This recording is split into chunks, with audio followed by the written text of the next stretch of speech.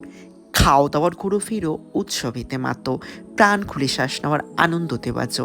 বন্ধুরা, গল্পকথায় সবুজ Facebook page এবং ইউটিউব চ্যানেল তরফ থেকে আপনাদের প্রত্যেককে জানাই আন্তরিক শুভেচ্ছা এবং অভিনন্দন।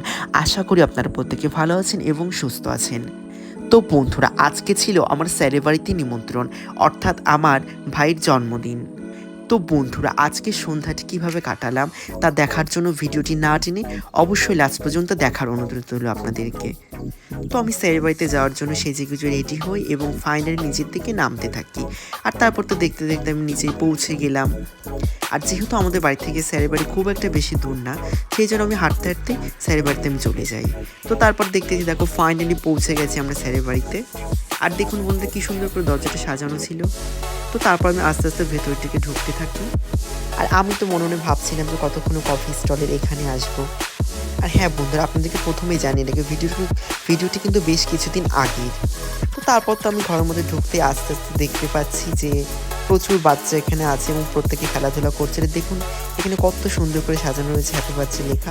আর এই তো এই যে আমার স্যার দাঁড়িয়ে আছেন সামনে। আশা করি কম বেশি আপনারা প্রত্যেকেই রানাঘাটের স্যারকে চেনেন। স্যারের সম্পর্ক যতই বলবো তত কম বলা হবে। তো তারপর তো ভাইয়ের সাথে আমার দেখা হয়ে গেল। ভাইয়ের সাথে আমি কিছুক্ষণ কথা বললাম এবং কিছুটা ফটো তুলে নিলাম। আর এদিকে আমার বোন গেছিল আমার সাথে, তো বোনও একটু ছবি তুলবে। আর আমি ছবি তুলবো, ও তুলবে না, ও তো সেটা কখনো হতে পারি না।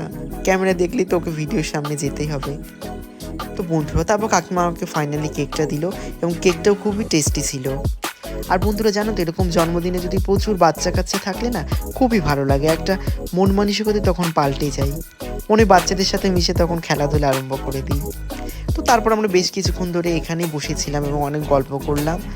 আর বাচ্চারা তো খেলাধুলা করেই যাচ্ছে। তো তারপর আমি ফাইনালি কফি স্টলের সামনে চলে আসি এবং দেখতেই পারছেন আমার তো এক কাপ কফি তো হবে না।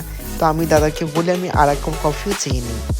আর হ্যাঁ, সেদিন ভিডিওটি আমার বোন করে দিয়েছে, তার জন্য বোনকে আরেকবারও অসংখ্য অসংখ্য অসংখ্য ধন্যবাদ জানালাম।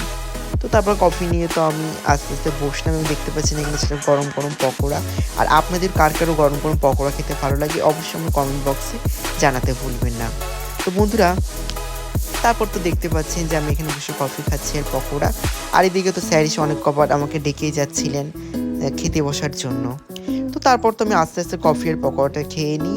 আর অনেক চেনা জানা মানুষদের সাথে সেদিন আমার দেখা হয়েছিল এবং অনেকের সাথে তো সবসময় দেখা হয় না। তো সেই সময় অনেক গল্প হচ্ছিল, নানান রকম কথাবার্তা বললাম।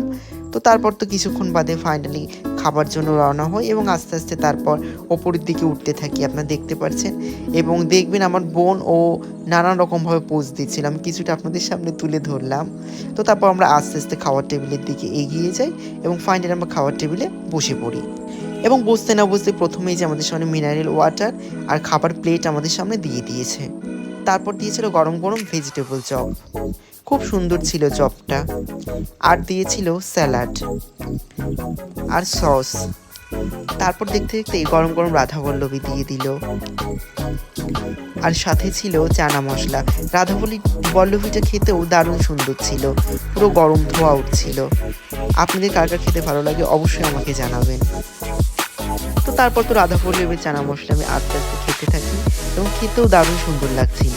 সত্যি এত সুন্দর লাগছিল না, আমি আপনাদেরকে বলে বোঝাতে পারবো না। তারপর সাদা ভাত দিয়ে দিল আর এদিকে তো ছিল দই কাতলা। আর বন্ধুরা, দই কাতলা দেখে তো আমার মাথা ঠিক থাকে না। তো দেখুন কত সুন্দর লাগছে দই কাতলাটা এবং খেতেও বিভৎস টেস্ট হয়েছিল। তো তারপর আমি আস্তে আস্তে ভাত দিয়ে মেখে দই কাতলাটা খেতে থাকি। আর তারপর দেখতে দেখতে চলে এলো একদম গরম গরম চিকেন। আর সত্যি চিকেনের টেস্টটাও অপূর্ব ছিল, যতই বলবো ততই কম বলা হবে। তো তারপর তো আমি আস্তে আস্তে চিকেনের সাদা ভাত আমি খেতে থাকলাম। তারপর ফাইনালি চলে এলো চাটনি, আর চাটনির সাথে দিয়ে দিল পাঁপড়। তারপর দিয়ে দিল সন্দেশ বা কালাকাঁদ। আর তার কিছুক্ষণ বাদে দিয়ে দিল রসগোল্লা।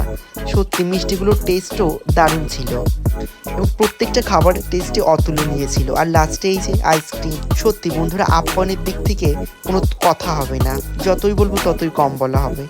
তো তো বন্ধুরা তারপর ফাইনালি খাওয়া দাওয়া কমপ্লিট করে অনেকের সাথে কথাবার্তা বলি স্যারকে বলে আমি বাড়িতে চলে আসি। আর হ্যাঁ বন্ধুরা, আপনি যে প্ল্যাটফর্ম থেকে আমার ভিডিওটি দেখুন না কেন, আমার ভিডিও যদি আপনার ভালো লেগে থাকে অবশ্যই আমার চ্যানেলটিকে লাইক, কমেন্ট এবং সাবস্ক্রাইব করে দেবেন। আর আমার সাথেও পাশে থাকার জন্য আপনাদের অসংখ্য অসংখ্য ধন্যবাদ। খুব ভালো থাকবেন এবং সুস্থ থাকবেন, আমাকে এইভাবেই সাপোর্ট করবেন। অসংখ্য